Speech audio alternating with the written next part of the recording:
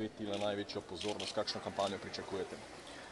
Torej, zagotovo se ne bomo ukvarjali z ideologijo in z medsebojnim obtoževanjem, ampak z vsebino. Imamo odličen delovni načrt, tega želimo predstaviti volivkam in volivcem. Jaz verjamem, da bodo na osnovi tega, te predstavitve nam seveda dali dober rezultat na volitvah, ki prihajajo. Ampak mnogi pravijo, da ravno zaradi predčasnih volitev ne bo toliko poudarka na programih, ampak bolj na konfliktih. Mora biti na programih tema, kakšni konflikti, a to potrebuje Slovenija. Ne potrebujemo ideologij, ne potrebujemo preteklosti, ne potrebujemo konfliktov, potrebujemo rešitve za izzive, ki so pred nami. A je res? To potrebujemo. A rabite konflikte? Ne, ne rabimo konfliktov. Rabimo rešitve. Samo še zadnje vprašanje, volilni rezultat, Ljudska stranka s koliko poslanci? Presenečenje bo Slovenska ljudska stranka.